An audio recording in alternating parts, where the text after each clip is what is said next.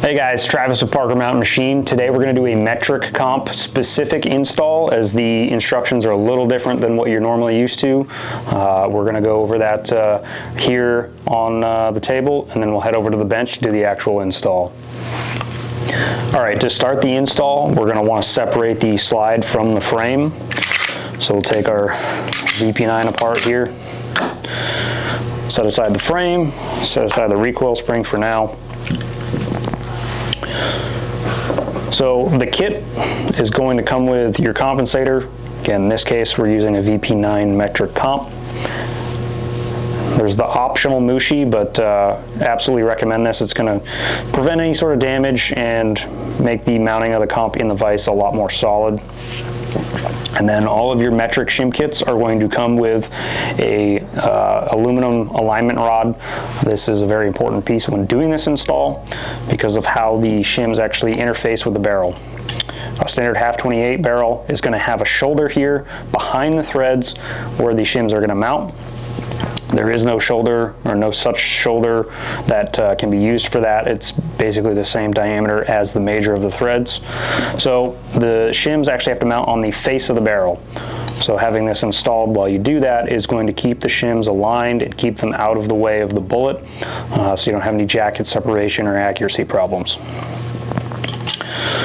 So what I typically do is take my comp, no shims, no Loctite. I just thread it on. I want to see where it's going to time just naturally. So this one's actually pretty close. We're just going to want to time it a little bit further out so we can get some torque on there. You're typically going to want the leading corner of the comp in line with the front sight, but if it's a little bit past or a little bit before, it's not the end of the world. It's not an exact science. We're just going to try to get it close.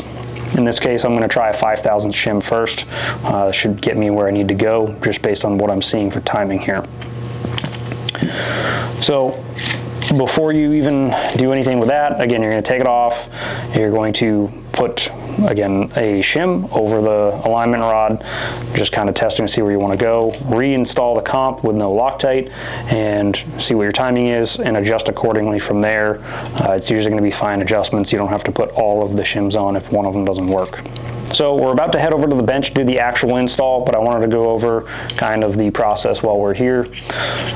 So we're going to have the comp, again, assuming you have your predetermined amount of shims that you figured out on there and your alignment rod installed. The mushi will be in the vise holding the comp. It's a perfect negative space of the comp, so it can't move around.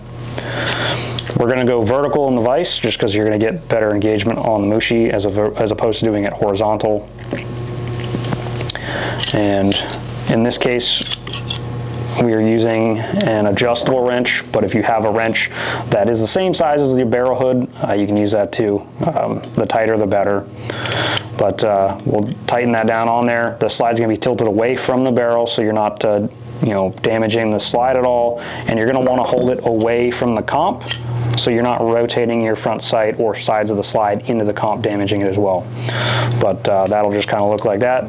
Tighten it down, get it timed up.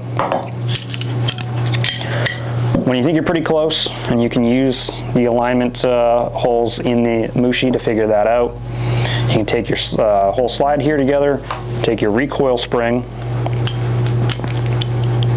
and install it. Make sure everything is lined up and looks good. There's not going to be any contact with your frame. You can also test that without the spring in there when everything's installed. There's going to be a little bit of wiggle back and forth with your barrel. You can look at the spring box on the comp and make sure it's kind of wiggling both sides of the spring box evenly. That'll tell you you're pretty straight. But yeah, we're going to head over to the bench, get the install done for real, and show you what that looks like. All right, so like I said, we're going to start with a 5,000th shim just to see where we're at. So we're going to put your shim over your alignment rod here. Get your comp threaded on. So as you can see, 5,000ths is not enough. So instead of going back and trying all of them, we're going to take the 5,000ths off. Just for the sake of the video here, go into my shims here.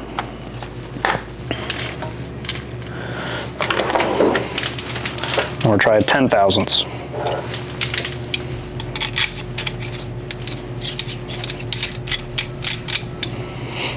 So 10, still not right. Now what we can do is go back, grab our 5, add it to the 10, check where we're at.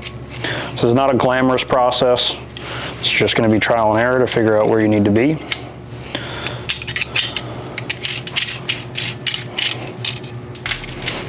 And the goal here is to stack as few shims as possible.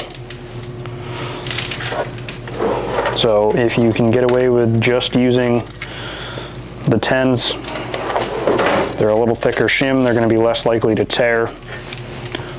So we got 2 10 thousandths for 20 thousandths on here. So that's actually pretty good. I'm going to go a little bit further though.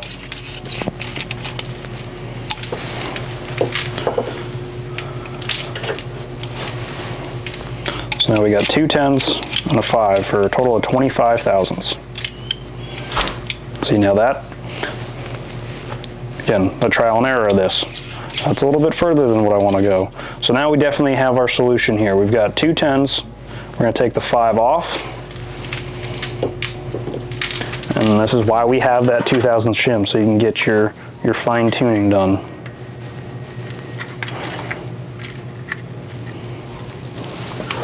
Now, I am going to sandwich this 2 thousandths between the 10s. I don't want the 2 thousandths up against anything if I can get away with it. Just because, again, it'll be less likely to tear that way. So that's about perfect. That's where I want to be right now. Once the comp is hand tight, after we put some Loctite on there, you can go ahead and get rid of this. It's not going to stay in when you hold it upside down anyway, but it's done its job. So let's get the comp off there. We have some Loctite 272. This will come in a small vial with your comp. So it'll look a little different just because I'm using the bottle, but you really only need about a drop. There's a drop and a half-ish. Don't go overboard with this, because if you want to take the comp off, it's going to make it a lot harder. You can get that threaded on. Now we're going to grab our mushi. And again, it's a direct fit for the comp. Get that in the vise here, make sure everything's straight. Don't have to go too crazy tight, because you're just going to start deforming the plastic that's made out of. So as try to see here, what I'm doing with my left hand is I'm kind of putting a finger in between the slide and the comp just to give me some distance, so we're not contacting it as I turn this. You don't want to damage the corners of your sight or the comp. You're going to keep that away and tilt the slide away from the barrel so that you can get on the barrel with your wrench here. And then once that's on there and snug, there's not a ton of movement in there because you don't want to round the edges of the barrel, you can start tightening it. Kind of keep an eye on the lower lugs of the barrel, try to get them in line, lower lugs of the barrel in line with the spring box on the comp. So I've got a little bit more to go, probably another degree, 2 degrees. So we'll get on there.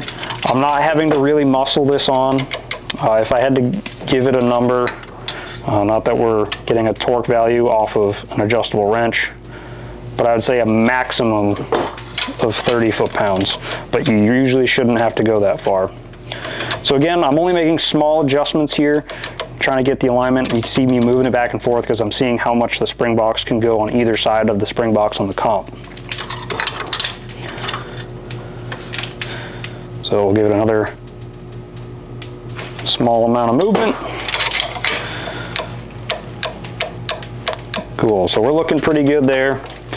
Now that I'm pretty confident in that, you can see the alignment there. It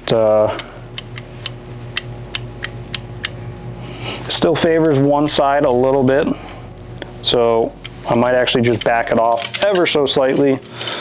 As long as everything aligns fine and there's not going to be contact on the frame, you'll be okay, but a perfectly straight comp's always going to look a little nicer.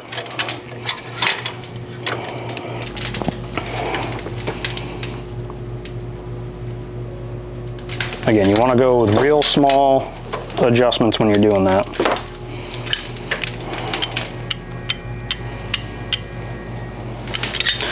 Go just a little bit more.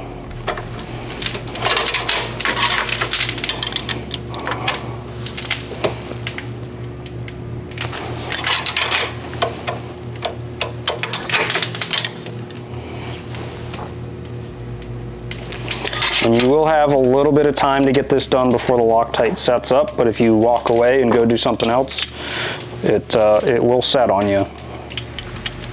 So now I'm going to look at it with the spring installed. That's looking pretty straight.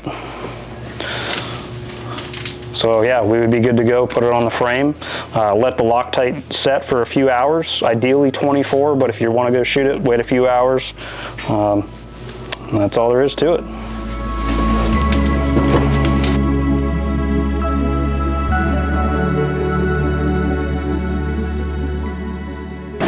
On JIT.